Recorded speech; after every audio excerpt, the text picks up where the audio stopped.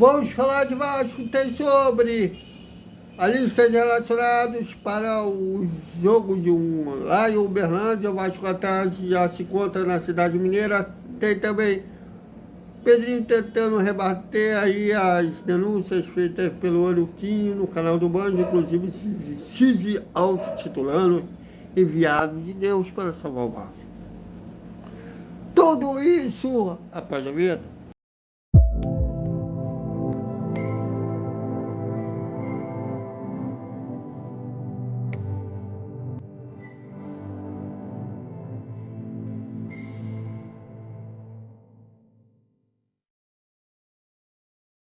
Salve, salve galera do Vascão! Boa noite para todo mundo. E amanhã, exatamente nesse horário, daqui 24 horas, a bola volta a rolar. E como volta a rolar?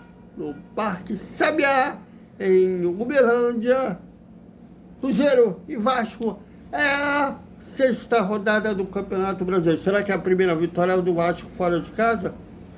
São até agora 2 vitórias, ambas em casa para o Santos e para o Sport, 2 derrotas fora de casa contra o Corinthians e contra o Ceará, e um empate na última rodada em um clássico sem gols com o Flamengo. Bom, e olha aí ó, a lista de relacionados que viajou para Uberlândia, e até por falta de peças de reposição, já que os que poderiam ser substitutos de jogadores que poderiam vir a ser poupados estão no departamento médico, o que mostra aí uma certa limitação do elenco vascaíno. E olha que tem gente achando aí que pode abrir mão de certos craques, porque segundo eles dá para comprar 2 por 500 mil cada um. Mas seja como for, sem peças de reposição, a tendência, pelo ter mais de um jogo seguido, o técnico Fábio Carilli mantenha os 11 que iniciaram o jogo contra o Flamengo e contra o Laos.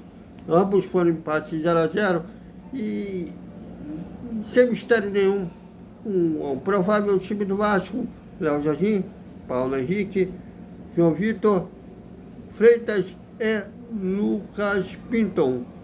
Hugo Moura, Jair, Nuno Moreira e Felipe Coutinho. Ryan e Vaete deverão ser esses 11 que iniciarão jogando. Já olha que vocês viram que na lista de relacionados o Safosa voltou a ser relacionado. Ainda, mas nunca passo nada e nada dele acertar um outro clube para... Eu acho que enquanto ele não acerta contra o clube, ele deveria ser pelo menos relacionado com o banco de reservas, né? Mas com as palavras dos sábios. E quando o Vasco estava no aeroporto do Galeão para pegar um voo para o Uberlândia, o presidente Pedrinho falou com o Boticácio Vascaíno, com a PTB Sport, são os canais que foram lá acompanhar o voo vascaíno, e ele tentou rebater as falas do ex-vice-presidente de futebol na gestão do pai dele, o Euriquinho, né? Eurico Miranda Júnior, ou Euriquinho, como preferir. E ele falou sobre contratações e o que esperar do Vasco na janela do meio do ano. Com relação aos ajustes de transferência, a gente sempre vai fazer tudo com a responsabilidade financeira.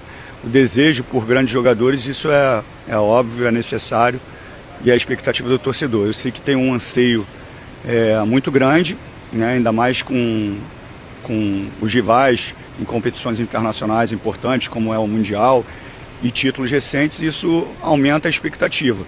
Mas, como eu falei já muitas vezes, e eu sei que isso irrita o torcedor em alguns momentos, e sempre falo também que eu não vou pedir paciência para o torcedor, mas é um processo que a gente tem que passar de reestruturação, e isso pela primeira vez está sendo feito, e é óbvio que a gente, dentro das nossas condições financeiras, com muita responsabilidade, a gente tenta ser o mais assertivo possível.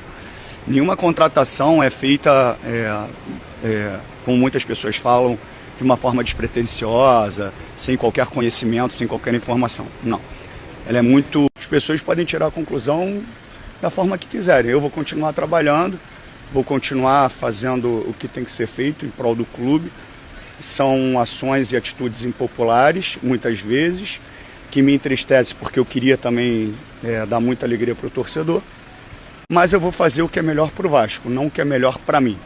Se eu fizesse o que é melhor para mim, eu poderia fazer o que alguns presidentes estão fazendo nos clubes, contratando grandes jogadores, grandes treinadores sem pagar, aumentando a dívida que um clube constrói em 120 anos, eles aumentam em um ano, ou fazer o que gestões passadas fizeram, contratar jogadores e não pagar. Porque a gente viu isso recentemente, jogadores que jogaram na minha época falando que até cheque sem fundo receberam. Então, assim, eu não vou ter essa responsabilidade com a instituição. Seria muito fácil, para eu evitar ou diminuir as críticas que eu recebo, eu chegar e fazer contratações de peso e não honrar com os compromissos. Quando eu vou perder os... E falou sobre justamente a responsabilidade. Tentou rebater o erro que se autotitulou enviado de Deus. Veja. Eu não vou ter essa responsabilidade com a instituição. Seria muito fácil, para eu evitar ou diminuir as críticas que eu recebo, eu chegar e fazer contratações de peso e não honrar com os compromissos. Quando eu vou perder o jogador pelo prazo que eu tenho ali de pagamento, eu pago um pedacinho, ele não entra na justiça e eu vou deixando essa dívida para outros gestores. Não, eu não entrei para isso. Isso tem que ser rompido. E eu acho que eu fui escolhido por Deus para fazer isso. É difícil? É difícil, mas é o trabalho que a gente tem que realizar. E a gente espera, obviamente, que as coisas aconteçam no campo, que isso também tira um pouquinho de pressão até para os próprios atletas, para eles poderem ter um pouco mais de calma para jogar.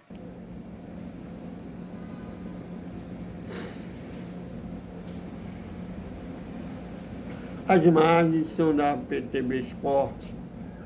Bom, fala em responsabilidade financeira. Legal. Contrata Jean Davis, Lorde Augusto, todos super craques, Garré, a preço de ouro.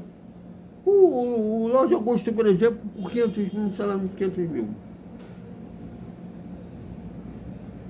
Mas o problema, segundo alguns entendidos de futebol e de finanças, né, porque parece que tem parte da torcida entendível de mercado financeiro,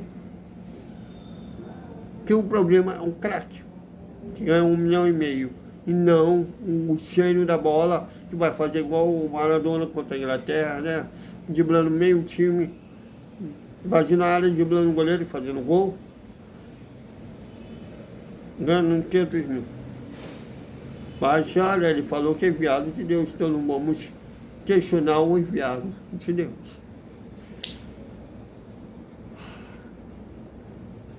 Porque um salário de 500 mil para um Lorde Augusto e ainda falar de responsabilidade é duro.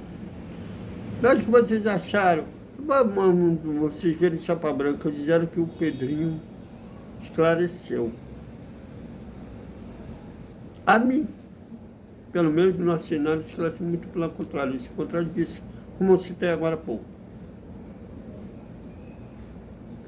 Se enrolou. Aliás, eu não sei, deixa pra lá, sabe? Mas, o que vocês acharam? Esclareceram, não esclareceu? Comenta, opinem. Aqui a Galera Temeral, aqui todos teve. Até o Desperta Vascaíno, que será um pré-jogo Cruzeiro e Vasco. Até mais.